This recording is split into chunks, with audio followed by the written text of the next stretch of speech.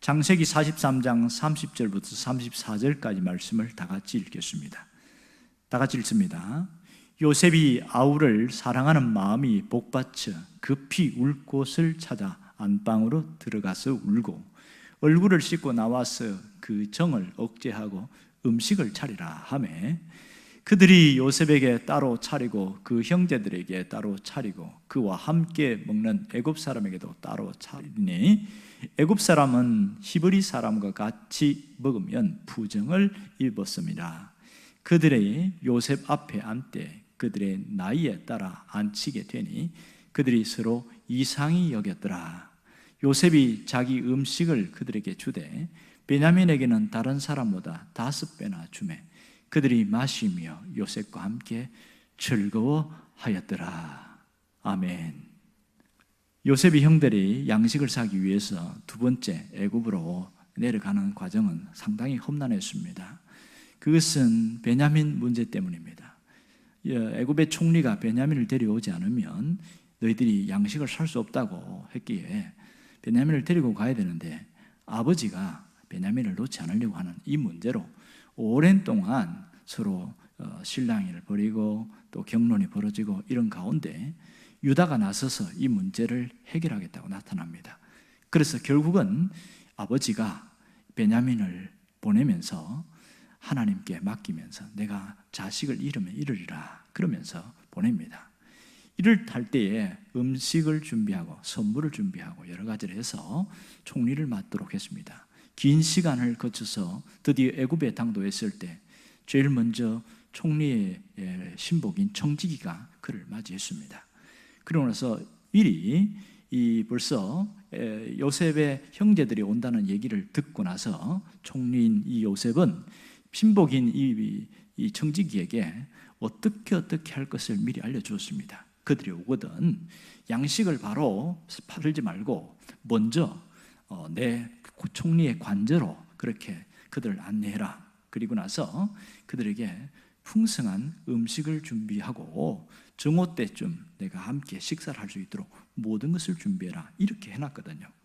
그래서 아무것도 모르는 요셉의 형들은 애굽에 도착해서 이제 총리가 올 것을 기다리고 있습니다. 왜냐하면 총리를 만나야 양식을 사고 빨리 가나안으로 갈 수 있기 때문에. 그런데 청지기가 와서 잠깐 총리께서 함께 여러분을 초청을 하려고 합니다. 이렇게 해서 관저로 데려가는 거예요. 이 총리의 관저로 가는 이 형들의 마음이 어땠을까요? 상당히 불안하고 두려운 겁니다. 왜냐하면 지난 날에 그 총리가 얼마나 엄하고 엄격한 사람인지를 알기 때문에 또 무슨 일을 꾸며서 우리를 이렇게 골탕 먹이려고 하는가? 그냥 양식을 주고 그냥 빨리 우리는 사서 가면 되는데 왜 이런 일이 생기는가? 복잡한 심정이에요. 그래서 가는 길에 그 가는 청지기에게 붙들고 뭐라고 그러냐면 사실은요 저희들이 그 집에 당도해 보니까 돈자루가 있는데 깜짝 놀라서 사실 그 돈자루도 가져왔습니다. 미리 이 돈 문제가 때문에 우리를 볼모로 잡는 거 아닌가 생각해서 그걸 가져왔다고 이야기하고 또 양식 살 돈을 또 준비해 왔다고 막 이렇게 설명을 하는 거예요. 자기들끼리는 뭐라고 그러냐면 틀림없이 이거는 상당히 문제가 있다. 우리를 이렇게 끌려와가지고 이 나귀도 팔아먹고 또 우리도 종으로 팔아먹으려고 그런 거 아닌가? 뭐 이러면서 자기들이 불안한 마음으로 그 총리의 관저에 참석했습니다. 얼마나 긴 시간이었을까요? 정오 때까지 오는 시간 동안 기다려야 되는데 그 기다림의 시간이 상당히 길게 느껴졌을 겁니다. 드디어 총리가 와서 이제 함께 식사하고 하는 이런 일들이 오늘 벌어지고 있는데요. 여기서 우리가 의문점이 뭐냐면 왜 이렇게 형들을 따뜻하게 맞이하고 식사도 나누고 할 것 같으면 자신이 누구인지를 밝히고 그들에게 불안하지 않도록 안심을 주는 게 훨씬 좋지 않았을까? 그런데 요셉이 전혀 그렇지 않았거든요. 자신이 누구인지를 밝히지 않은 상태에서 이렇게 하니까 형들은 형들대로 상당히 두렵고 불안한 심정은 감출 수가 없는 거예요. 그런데 오늘 중요한 부분은 뭐냐면 요셉이 다시 형제들을 봤을 때 제일 먼저 관심이 누구였을까요?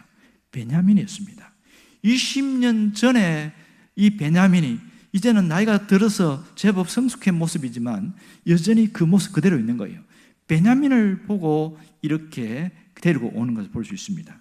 그러니까 형들은 왜 불안했냐면 처음 만났을 때는 스파이를 몰아세워가지고 아주 곤란하게 만들고 이 시몬을 감옥에다 집어넣고 이렇게 하더니 두 번째 만났을 때는 시몬을 다시 그 형들에게 같이 형제들과 함께 하고 그 다음에 너무 따뜻하게 대하는데 이게 더 두려운 거예요. 무슨 계략을 꾸미길래 우리에게 이렇게 하느냐, 그런 생각을 하고 있던 거죠.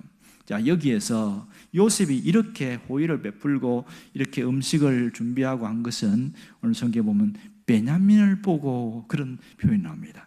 특별히 베냐민을 보고 나서 마음에 안심이 되어져서 이런 호의를 베풀고 있는데, 그러면 베냐민이 누구냐는 거예요.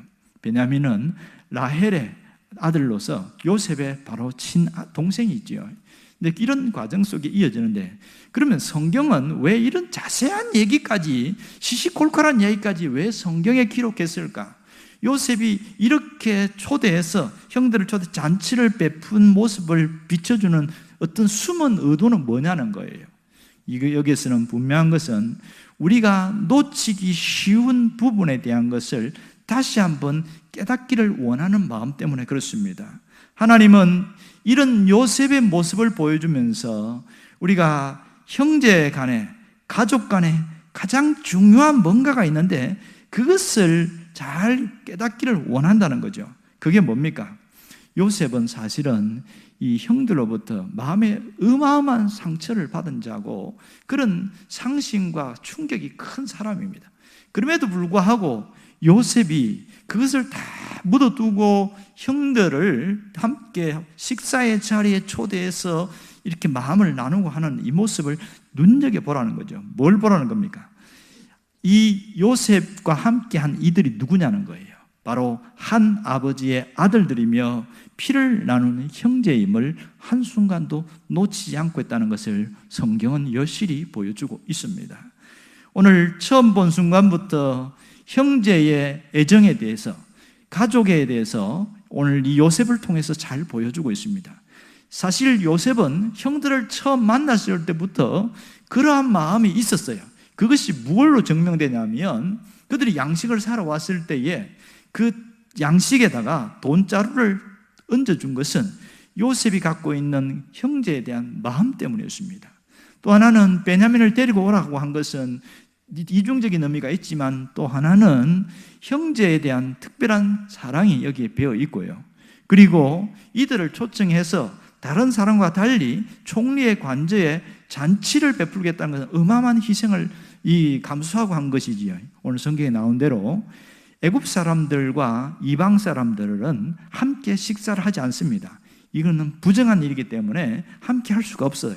그래서 오늘도 희한한 것은 뭐냐면 이 요셉의 형제들을 따로 이렇게 앉혀놓고 상을 봐놓고 요셉은 요셉의 상을 따로 놓고 또 애굽의 그 하인들, 관리들은 또 따로 놓고 이렇게 세 팀으로 나눠져 있는 것을 보게 됩니다. 그만큼 그들은 식사 자리도 함께하는 것이 엄격했던 겁니다. 놀라운 것은 자리를 앉힐 때에 큰형 루벤부터 막내까지 베냐민까지 서열대로 앉혔다는 겁니다. 그것은 두 가지 의미가 있는데 그만큼 형제에 대한, 내가 11번째지만 11번째는 비워두고 12번째 베냐민이 앉았지만 나도 한 형제의 소속이다, 그걸 밝히고 있고요. 또 하나는 그 중에서는 첩의 자식들이 있어요. 단과 납달리, 갓과 아셀, 이런 자들도 차별하지 않는다, 그것이 이 속에 담겨 있습니다. 특별히 요셉은 이 음식을 줄 때에 베냐민에게는 5배를 더 많이 줬다, 이렇게 이야기합니다. 그것은 그만큼 자기가 사랑하는 마음이, 애틋함을 이 음식을 통해서 표현하고 있는 것이 되겠지요. 그러니까 오늘 이 말씀 통해서 보면 하나님은 우리가 가족에 대한 의미를 새롭게 깨닫고 뭔가 이것이 어그러지거나 틀어진 게 있으면 다시 한번 회복하기를 원하신다는 겁니다. 우리가 살다 보면 한 가족이지만 이 원수같이 등을 지고 살아갈 때도 참 많습니다. 왜냐하면 어떤 누군가가 뭔가 욕심을 부린다든지 또 크나큰 상처를 준다든지 그런 경우에는 핏줄은 가족이지만 함께 보지 못하고 살아가는 그런 일들이 굉장히 많습니다. 어떤 경우는 재산 때문에 평생 철천지 원수로 살아가는 경우가 많습니다. 아버지가 돌아가시고 유산을 나누는데 큰형은 자기가 맞이기 때문에 절반을 가져가야 된다. 나머지 절반 가지고 너희 둘째, 셋째, 넷째 나누어 가져라. 이렇게 해둘 경우에는 둘째나 셋째가 거기에서 그걸 받아들이겠냐고요. 아니, 큰형이 한 게 뭐 있다고. 둘째가 아버지를 모셨는데 그러면 둘째가 더 많이 가져가야 되는 거 아니냐고. 큰형이는 단순히 그것 때문에 이렇게 많이 가자는 걸 그건 우리가 인정 못한다. 이래서 서로 피 터지게 싸우고 법정 소송 걸고 막 이렇게 해서 완전 만신창이가 되고 결국은 다 뿔뿔이 갈라지고 그 돈 몇 푼 때문에 이 완전히 등지고 살아가는 그런 일들이 우리 주변에 너무 많은 거예요. 얼마나 마음이 아픈지 모릅니다. 문제는 상처는 내가 받았는데 상처를 준 사람은 뻔뻔하게 잘 살고 있고 아주 더 막 당당하게 살아가고 그리고 나는 너무너무 힘들고 이럴 때는 꼴도 보기 싫은 거예요. 쳐다도 보기도 싫고 보기만 하면 화가 나기도 하고 그런 상황 속에 우리는 그냥 묻어두고 시간 속에 묻어두고 살아가는 그런 경우들이 굉장히 많습니다. 오늘 하나님은 이 요셉의 모습을 통해서 우리가 뭔가 다시 회복되기를 원하는 게 있습니다. 요셉을 통해서 회복되기를 원하는 그것이 뭘까요? 그것은 형제의, 가족에 대한 그 특별함입니다. 이런 부분들이 우리가 다시 회복되어야 됩니다. 우리 안에는 많은 앙금이 있고 상처가 있고 이런 것이 남아있는데 이것이 회복되어야 된다는 겁니다.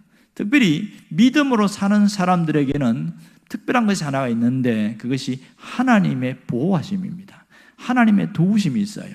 하나님이 언제 우리를 도우시냐 하면 여러 가지 방편이 있지만 그 중에 하나는 우리 속에 있는 응어리나 한이나 이런 마음의 상처 이런 부분을 치유되기를 원하시는 거예요. 그래야 내가 더 좋은 삶을, 더 나은 삶을 살 수 있기 때문에 그 가운데 형제와 관계에서, 가족 관계에서 받은 상처가 있어요.